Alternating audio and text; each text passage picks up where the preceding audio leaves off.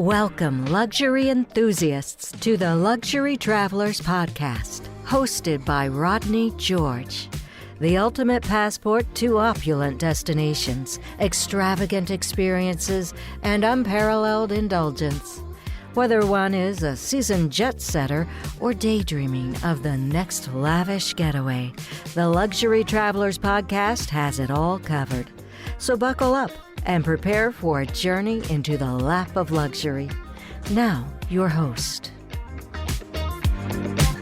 Well, good afternoon, or maybe it's good morning or evening. I don't know, wherever you are when you're finally getting around to watching this podcast. But I have a very special guest with us this afternoon. I have Steve Smotrys, who is the Vice President of Sales and Trade Relations for the Americas, Australia, Asia expedition. I mean, that pretty well covers a good part of the globe. Well, welcome to the podcast. Keeps me busy. Welcome to the podcast, Steve. Thanks so much, Rodney. It is such a pleasure to be joining you today. And and happy 4th of July. A little early, but we're right on top of it. I already had somebody wish me celebrate the 4th with a 5th. No, that was years ago. I can't get away with that anymore. Fantastic. Well, how are things at Seabourn? Things are fantastic. We're at a really exciting period in our history right now. As you probably know, we've launched 2 brand new purpose-built expedition ships over the past 2 years. And in fact, this past week, we had the inaugural sailing for Seaborne Pursuit. She is in the Kimberley in Australia, really exciting region for expedition cruising.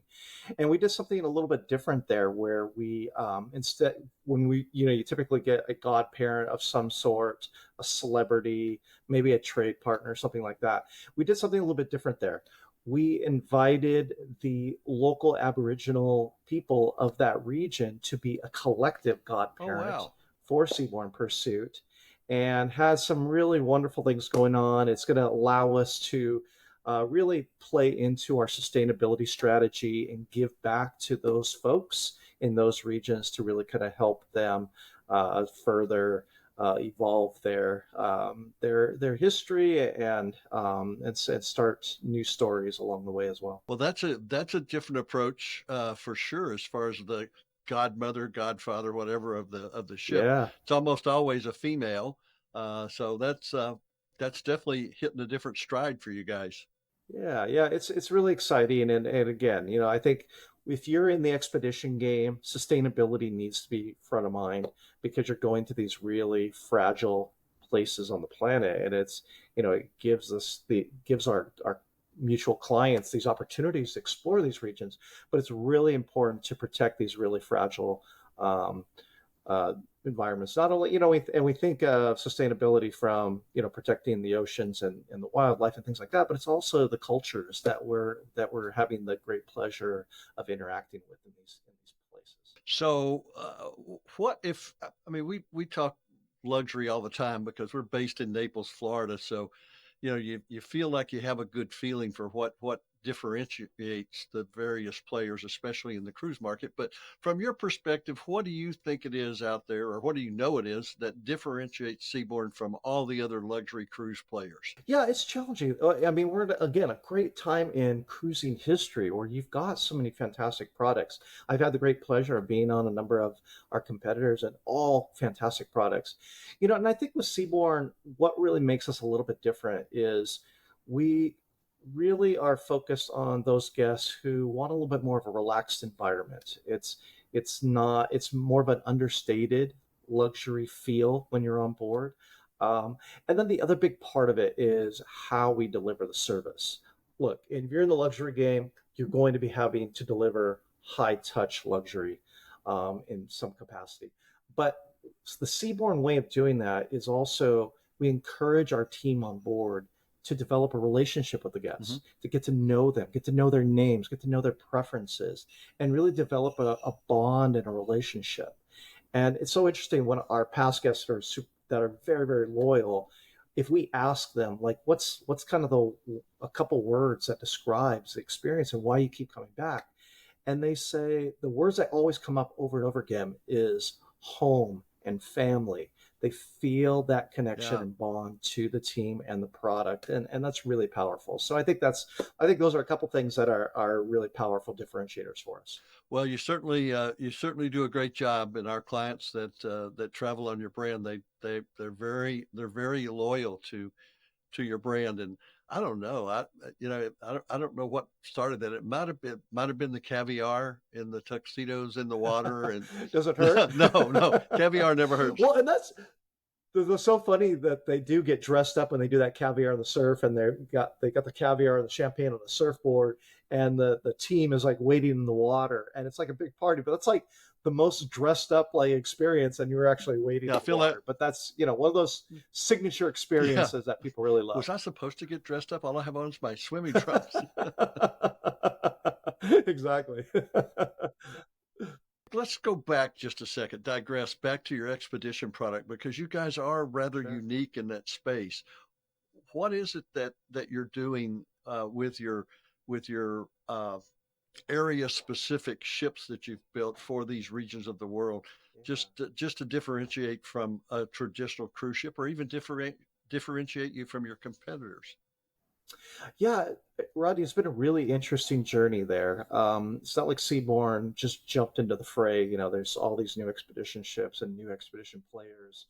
Um, we really started doing expedition kind of in a kind of eased our way into this space, let's say, back in 2013 when we took one of our ocean ships, Seabourn Quest. And if you know the design of our ocean ships, they have a unique feature where the back of the ship opens up. And when we're in warm weather places like the Caribbean, we actually launch water sports off of that and create what we call a Marina Day. It's another one of our signature Seabourn experiences. But we thought, hey, we could really leverage that capability down in Antarctica. So we were taking Seabourn Quest down there and brought in a fantastic expedition team, and we launched zodiacs and kayaks and some different experiences off the back of those ships, and hugely successful. Those were some of our most popular itineraries for several years.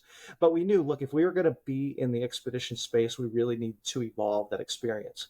So we still have the same expedition leadership team as that started this all back in 2013.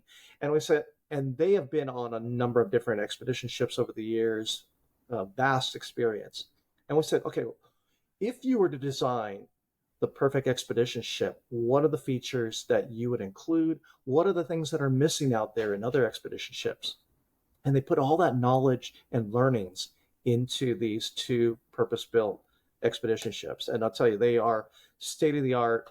They are built with sustainability top of mind, and they have the ability to navigate into very remote corners of the planet and just provide our guests with the ultimate exploration experience. But since it is Seabourn, it's not just about having a ship that is fully functional and can explore these places and things like submarines and kayaks and zodiacs and an incredible expedition team. But we also needed to bring that Seabourn onboard experience to these ships. So even though they are significantly smaller, only 264 guests on each of these ships, you have so many different culinary options. You've got 3 different restaurants to choose from every night. You've got some nice entertainment, a lot of different venues. And that's really incredible in a ship this size, a world-class spa like we do on our ocean ships. And so you kind of can do everything imaginable from an expedition perspective, but still have all the creature comforts to come back to your beautiful suite and all these great accommodations on board. So it is really kind of a great marriage of luxury and expedition. Excellent answer. Hey, for the person that's watching this podcast, and maybe they've heard about Seabourn, perhaps they've traveled on luxury on other brands. What's the vibe that they're going to pick up at Seabourn that's different from some of your competitors? Yeah, I think it's a lively vibe. One of our brand pillars is active luxury. And active doesn't necessarily mean you have to be super active. You can be as active as you want or as relaxed as you want. But I think it more speaks to the energy on board. There's always something going on. If you're talking about our ocean ships, I mentioned the expedition ships, you've got 3 different restaurants to choose from every night. Well, on our expedition ships, our 600 passenger ships, you could have up to 6 restaurants to choose from in a night. Um, so a lot of different options there, but also from an entertainment, we really curate some really excellent entertainment. On our 450 passenger ships, you could fit everybody on the ship into our grand salon where we do our shows. But we'll typically do 2 shows in a night. But then you could go up to our observation lounge and you could have a great piano bar experience. Or you can go down to our club where you could have a sushi dinner and have our live band, a little bit more contemporary music. You've got dancing there. You've got a small casino on board our ocean ships. We've got lectures on board. And sometimes we do like deck parties where we do one of the real popular ones, Rodney, is this ABBA party where our band that plays in the club, they come out on the deck and they do all ABBA songs. And I think everybody kind of loves, the energy and the fun of ABBA. And that's something they'll do. Or sometimes we'll have a DJ out on the back, on the aft deck. So it's the liveliness of the experience. There's always something going on, some different choices for our guests to really fit to the different tastes that our various clients might have. I have to tell you, since you mentioned ABBA, next time you're in London, there's a show there. I don't know. Have you seen it? Called ABBA Voyage. I have It not. is. It's in the fairgrounds, the old Olympic fairgrounds out. I believe it's east Okay. of the city, Yep. I know where those are. and they Uh-huh. built a facility just for this. It's ABBA, but they're holograms. They have a live Oh, band, they have really? recorded vocals from the 70s, and then they have these holograms that actually perform the songs, that talk to you in between the Oh, how songs. fun. It's about an hour and a half show. And if you're Oh, in London, I'm going to London in about 3 weeks, and I've seen it a couple of times. I'm oh, going to go see it again just incredible. because. And I never was an ABBA fan back in the day, but I saw Mamma Mia in New York in the theater, and I Yeah, became a big very ABBA good. fan at that point in time. It's one of those bands that really has this longevity and brings in new audiences every year. So it's one of those that I think just people love, and so that's become very, very popular. And so we really love the feedback we get about just the fun on board. I had a travel advisor who I know fairly well that sailed with me in back in October, and with a number of the other advisors. And she's one of those who are very, very honest. If she doesn't like it, she's going to tell me, which, I like that kind of feedback. But I said, look, I don't want to talk to you for the first 3 days, but then let's talk. And I want your honesty back.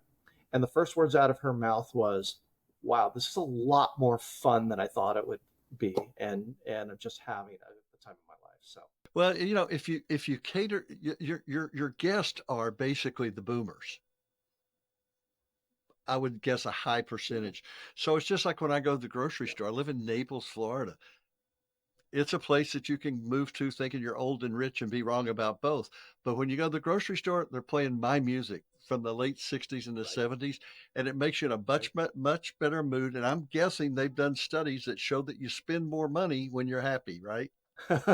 Without a doubt. And the spectrum of music that they play on board is really broad. Like you said, 60s, 70s, but we'll get stuff up into the 80s and 90s, and that's becoming very popular. You're seeing a younger demographic of cruisers developing now. And so, I think it's important to create an environment that really is embracing to kind of all different ages on board. Do you do anything for the children if people are bringing, like we do a lot of multi-generational vacations where grandma and grandpa are picking up the tab for everybody. What are those 5, 7, 8 year olds going to do on a Seabourn ship? Well, look, we don't get a whole lot on when we don't have a kids center and things like that. But every single sailing, you'll see a number of them. And I think to your point, Rodney, I think it is the multi-generation travel that's happening. And I think a lot of times it's the grandparents are like, look, we're going to pay for this vacation, but we want to go on We're Seabourn going our or brand, right? a more yeah, yeah. This is all about us, but we want the family to come. And so I think it's different kids are probably better suited who are and if you're traveling in a group, they're going to have fun. But look, it's about the destination too, right? And Seabourn provides these opportunities because the ships are smaller to go to small and intimate ports. And so if you're doing, let's say, the Mediterranean, you're probably going to have a port day every single day in between. You may start in like a Venice and finish in like an Athens, but everything in between is going to be these small, intimate ports with really fun experiences that even kids are going to love. If you were to describe your itinerary offerings, I mean, we've talked a lot about your expedition ships, which I'm assuming you're covering the poles and you're covering Galapagos, and now you're doing the Kimberleys. What about all those other ships you have? What kind of itineraries are we looking at? Yeah, we go to all 7 continents now, especially with the expedition ships. So we're really going everywhere. A lot of Mediterranean content. We do Eastern Med and Western and really everything in between. So a lot of options there, up into Western Europe and Northern as well. Alaska, a lot of people I know have experienced Alaska, probably done it on larger ships. On Seaboard, you're going to get a very different experience. I always say, if you're thinking about expedition, you might want to try Seabourn, Alaska, because it's going to be on one of our ocean ships. And like I mentioned, when we used to do expedition-like experiences down in Antarctica, we do that still in Alaska, where we have exhibition team members on board, and we have optional experiences where we launch the Zodiacs off the back of the ship. And we're going into these small fjords, again, smaller ports that aren't that kind of that parking lot of cruise ships like you'll see like in the Skagway and Ketchikan and places like that. So you get a very different experience there, which is really great. But we also do things like Canada, New England, down in the Caribbean. Caribbean, again, we go to smaller islands, more intimate places, and all over Asia. We always have a different world cruise every year that we mix up as well. So you can either do that whole full, maybe 120, 140 days, or you can do a small portion of that. So it's really all over the place. And again, the expedition has really allowed us to go into do a deeper dive into these really remote regions. Some of them that you mentioned, but also like the Amazon. Again, ships are smaller, can really explore deeper into the Amazon, going places like into South Georgia, where you get to see the king penguins.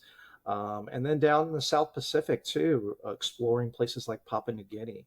So, and I think expedition is really kind of just scratching the surface. There's so many different experiences out there that expedition allows you to explore a little deeper. You touched on world cruises. So, if I'm a veteran cruiser and I've tried several of the luxury brands, and what's the experience like for somebody to step out and go, okay, we're going to do that 120, 140, 160 day cruise.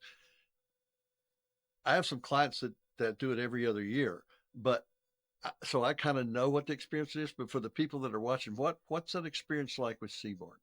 Yeah, well, I think the great thing about that, Seabourn in general, because the ships are so small, I talked a little bit about that interaction where you create a relationship with the team on board. It's very much about community and that connection with not only with the team, but also with your fellow passengers. And when you're doing a world cruise, that community becomes very, very tight. You get to know everybody on board the ship, and you're going on this incredible adventure and exploring, and a lot of times multiple continents, and obviously many different countries. And so I think this bonding that you get in this community really enriches the experience of going on such an incredible place. And we really try to change the different ways that we're doing world cruise. So for example, this year instead of doing the traditional world cruise, we're doing what's called Grand Africa. And it's a round trip. I think this leaves in November. And it's a round trip Barcelona trip that goes down the west coast of Africa, all the way pretty far up the east coast, and then comes back around, but doesn't repeat any ports along the way. Now, we were originally going to do the full circumnavigation, but unfortunately, due to the geopolitical climate in the Red Sea region, we had to tweak that a little bit. But it allows our guests not only to have this really immersive experience into Africa, also opportunities to get off, go and do safari, and rejoin the ship. So that's completely different spin on the traditional world cruise that you would do. And then next year, we're going to do what we're calling the Ring of Fire, which will start in Los Angeles. It'll go South Pacific, Southeast Asia, make its way up to China, Korea, Japan, and then make its way down across the Pacific and over to Alaska, so you get the Alaska experience as well.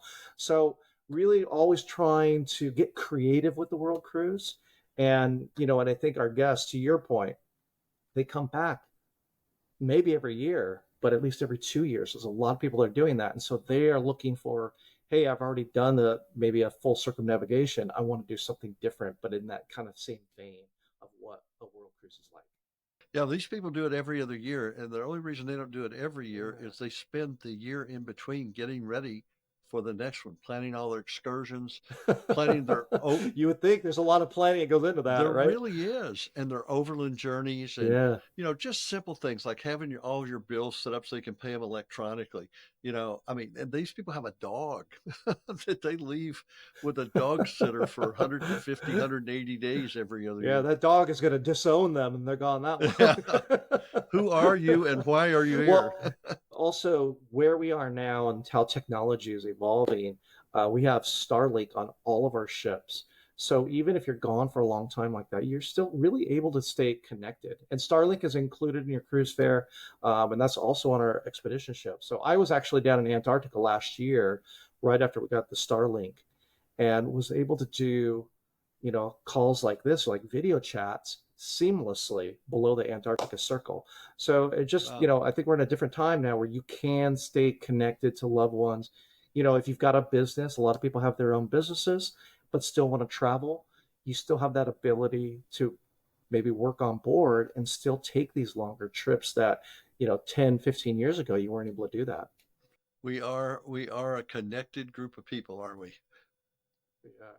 We are. So what's on the horizon? What's new and exciting that you can tell us about that's coming, or that you know I haven't heard any rumblings about you guys, but I bet you've got something up your sleeve. Things are going so great right now. Again, the expedition has been such a focus the last few years, and now that I think there was a certain level of building some credibility in that space, even though we've been doing it for 10 years, but with the new ships, now we're seeing the success there. And it's always refining the ocean experience. I think especially luxury travel and culinary go so hand in hand. And I talked about all the different restaurant options you have on board, but that's something we're always pushing the envelope. We've got to make that better because, because people think about that if I go to Italy, I want this is my one opportunity to really have some great dining experiences there. So we try to make that really, really fresh always. We've got our restaurant, which we've expanded the menus significantly there. Our sushi restaurant, which we only have on our two large ships, our 600 passenger ships, that was such a popular experience that we expanded it to the rest of the fleet, and we have that sushi menu now is served in the clubs. You can go have a very casual dinner with live music and things like that, even on the expedition ship. And then specialty restaurants, everybody kind of was always looking for that. And we had this great partnership with Thomas Keller. And this was about an 8-year partnership where he completely curated this restaurant called the Thomas Keller Grill. Very, very popular. But when we were polling our guests and we were asking them what kind of dining experiences were you looking for, the steakhouse experience, which was Thomas Keller Grill, had kind of fallen down the ranks of popularity. And what people were looking for was more, things that are inspired by kind of the regions you're sailing. Mediterranean, Italian were really kind of rising up the rankings there. And so we felt it was time to refresh that experience. And so we've just rolled out our brand new specialty restaurant called Solis, which is Mediterranean kind of with a lot of inspiration from the destinations that we're exploring, in particular in the Mediterranean. So, and the results or the feedback we've heard so far from guests is just through the roof. It's actually outperforming what Thomas Keller Grill was doing. So I know some people are a little hesitant, like, oh my gosh, you're moving away from, such a great celebrity chef. But we had a lot of confidence and we did a lot of research to make sure it was the right move. And now with those restaurants also, you're able to do al fresco dining as well. And it's such a beautiful setting to be out on the back of the ship, shaded, but still have the ocean there and having an amazing a meal. So I think culinary is such an important thing, and we're always trying to make sure that we're staying on top of and meeting our guests' expectations on that. So Thomas Keller's gone, is that right? It is. Yeah, it was phased out this I year, didn't and we catch that. just rolled out the. Yeah, it's so Seabourn Odyssey, our oldest ship, is actually leaving the fleet in September. We had a buyer that made us an offer we couldn't refuse, a Japanese buyer, and so that ship will be leaving in September. So we didn't put the new concept there. So if you still want to get Thomas Keller Grill, there's maybe a little bit of space left in Alaska this summer. That's your last chance to get in there. Well, listen, this has been great. I think you've probably opened some eyes to your brand. Some people that maybe haven't been on board yet. Maybe they kicked the tires, but they haven't jumped on board. So hopefully this will encourage them to do so. You know, I always have to think about multi-generational, because being here, that's a huge thing. The Naples Daily News did a feature article on this a few years ago about how important that is to create those memories with the children and the grandchildren. Matter of fact, they put us on the front of the business section, and the article was called "Take the Kids and Pick Up the Tab." And I love it when grandma or grandpa comes in and they go, "We want to take 25 people on a cruise, and I'm paying for everybody." Done deal. Yeah, that sounds good to me. Well, and we didn't really talk about when it comes to multi-gen. The expedition's such a great one there. Yeah. I've talked to a number of guests and advisors who were big about like Disney vacations, and they did that, as their kids were growing up. Now their kids have become teenagers, and they're like, well, okay, the Disney vacation maybe it's not the thing anymore, and they've gone on an expedition, and that is something. And we could take children as young as 6. I say 6 because that's the minimum age to get on a Zodiac, and the Zodiacs are such a primary part of that experience.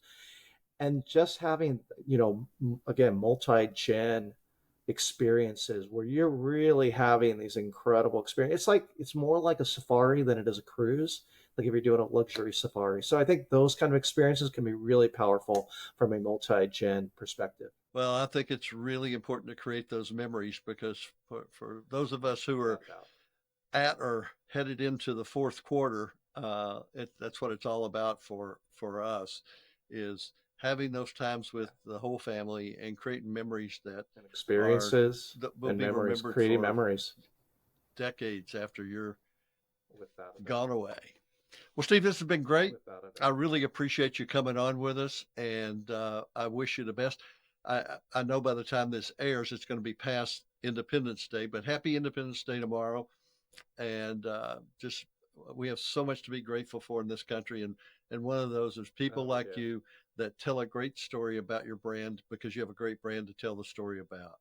Well, I appreciate Rodney providing the platform. I think this is how it helps people understand there's so many products out there. There's so many choices to be made. And, at the end of the day, we want the person that's right for the experience to be on that experience.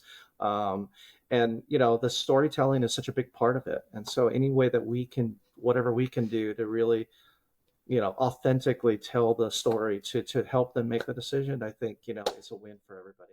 Well, thank you, my friend. I really appreciate you being on here with us, and my pleasure to you and your family. And we will see you sometime soon, I hope. Same to you and all of your guests. Thanks so much, Rodney. Appreciate it. Bye, Steve.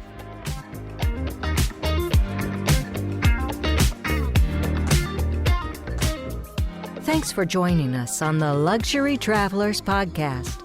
For more information, head on over to luxurytravelerspodcast.com to connect with our team or leave us a message. Until next time, safe travels and savor the extraordinary.